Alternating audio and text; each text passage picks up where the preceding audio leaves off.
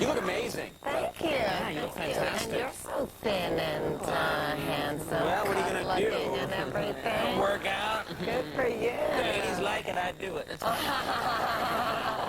Yeah. Yeah, all right.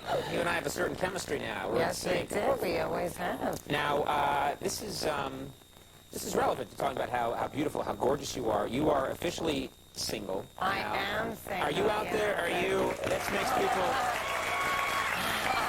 makes the fellas very happy. Are you dating? Are you out there? I am dating, and I'll tell you, it's really a sad situation. Why? Now, see, I don't understand why it would be a sad situation, because you're a gorgeous woman. Thank you. Yeah, why would it be a problem? Well, you know, it's just I can't meet anybody that I like, and I keep trying, and I'm really open, and, you know, I can't go on, like, Match.com. Right. I can, you know, it's like, yeah. So I just have to wait until somebody either says, oh, I've got this and I've got that one, but it's like every What do you mean, I got this one, I got that one? Who are you talking to? Omar, the man peddler. I have this one, I have that one, you choose. So, I went out with one dude, and it was the most monosyllabic date I've ever been on in my life. All he did was say one-word answers. You know, yes, no, okay, what's happening? You know, did you see the movie? Yeah. Did you like it? No. And it was like, I'm thinking, oh my God, I had to get so drunk to get through that date. I cannot tell you. Now we like email each other, you know, I want to come see you play. I like emailing back. Okay. You know, it's like, you're just doing it back to him? I'm not gonna, well, you know, you have to work to keep a conversation going with someone that doesn't speak. Yeah, yeah. So now I'm not gonna, so now it's like we have to email each other back and forth like 10 times before we get a paragraph said. Right. Now, I don't want to get too, you know, you told me if I'm being too intrusive, but, you know, are you out there? How far are you taking these dates? That's what I want to know. And I think that's a fair question. I think It's tough, you know, the thing is, not as far as I'd like to take them. Really? I mean, like, this dude came up from D.C. the other day. He called me and said, you know, I'm only going to be in New York one day, and let's get together. And I'm like thinking, oh, boy, you know what that means. Get up to the room, and it's like, you know, in 5 minutes, he was snoring in the bed. He got into the bed, and he went right to sleep. He went right to sleep? And, you know, I'm thinking to myself, you know, I'm doing like a morning talk show. I don't need this, because if he's not going to do what I need him to do, then it's like, go home. I ended up taking a sleeping pill because I had to get my sleep, and it's hard to sleep with someone that, you know, you don't really know that well in the bed. And I guess, you know, he probably thought, okay,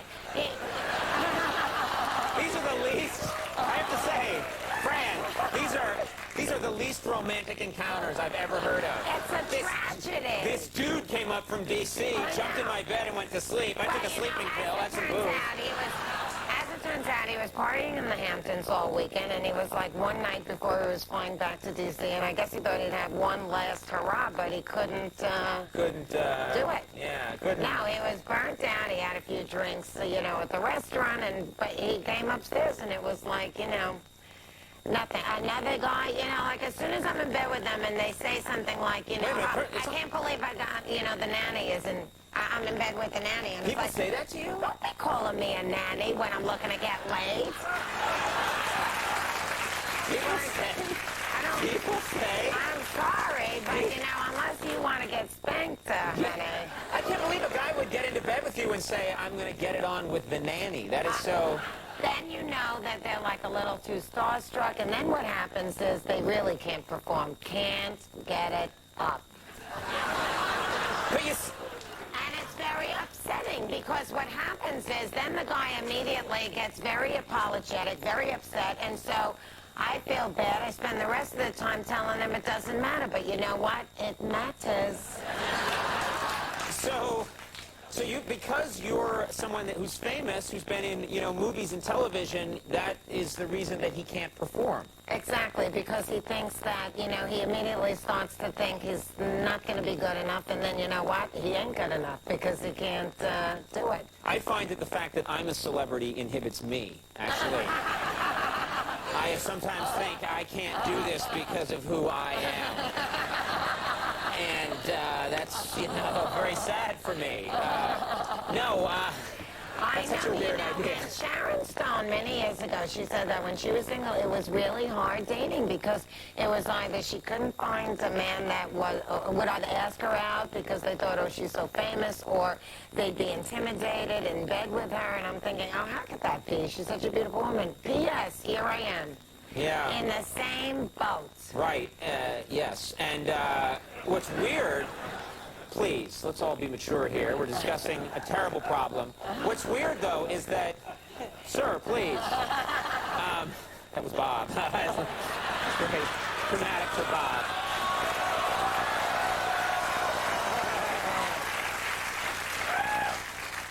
Bob's got a newspaper over his lap right now.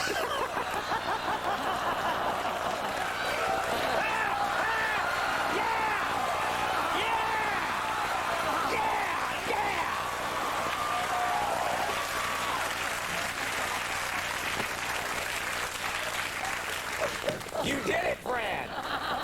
Thank God I did it for someone. Yeah. No.